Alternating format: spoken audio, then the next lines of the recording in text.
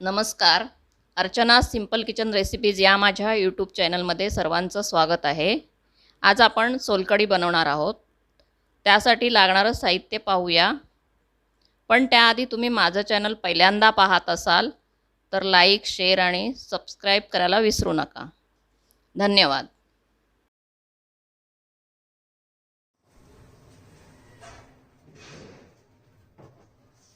सोलकढीसाठी लागणारं साहित्य पाहूया. ही 20-25 कोकम मी 5 तास भिजवून घेतलेले आहेत. अर्धा चमचा आलं लसूण पेस्ट आहे.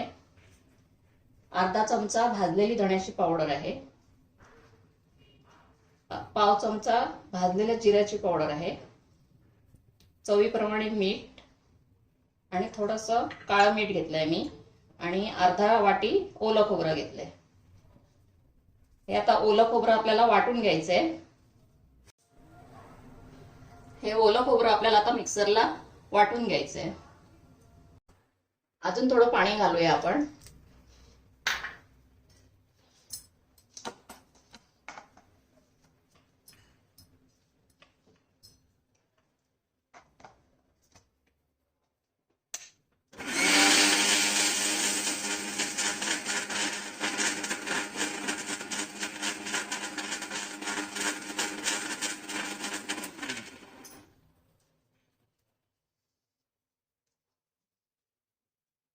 आपलं हे ओलं खोबरं वाटून झालेलं आहे. ते आपण आता गाळून घेऊया.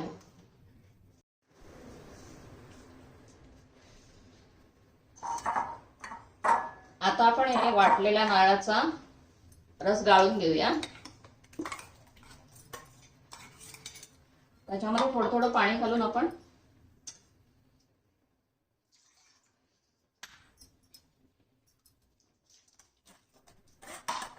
असं चमच्याने त्याचा रस गाळून घेऊया. हे असं 2-3 वेळा धुवून घ्यायचं. हे वाटलेलं खोबरं आहे त्याचा रस सगळा निघून येतो आणि चोथा उरेल तो टाकून द्यायचा.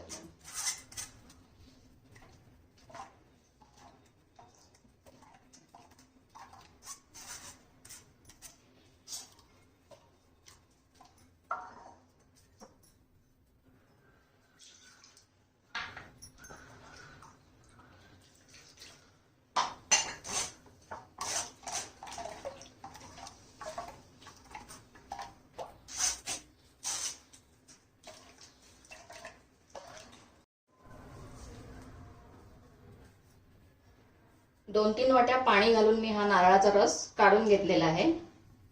आता आपण हे सगळं साहित्य मिक्स करूया.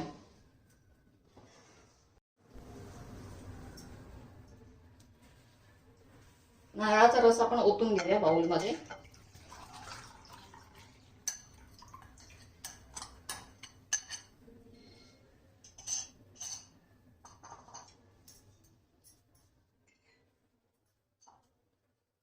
त्याच्यामध्ये 1 चमचा आलं लसूण पेस्ट घेतली आहे मी.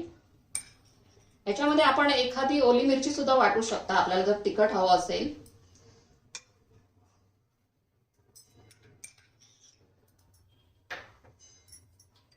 अर्धा चमचा धणा पावडर आहे.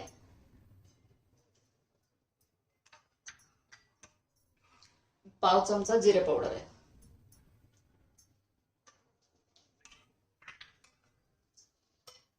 हे आता कोकम आपण भिजवून घेतलेले आहेत त्याचा रस आपण गाळून घेऊया.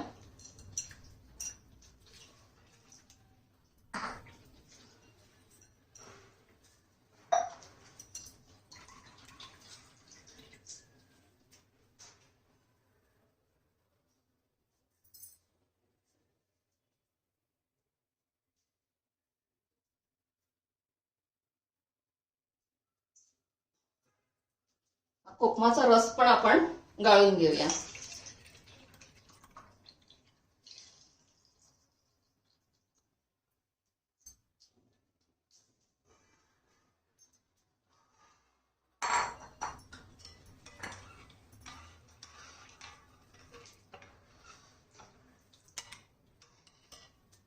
तर ह्याच्यामध्ये चवीप्रमाणे मीठ घालूया.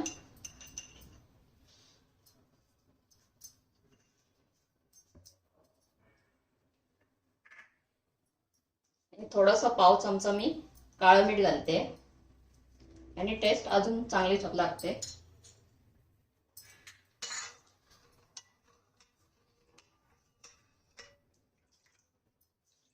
आपली सोलकढी तयार झालेली आहे. ते आपण सर्व करूया.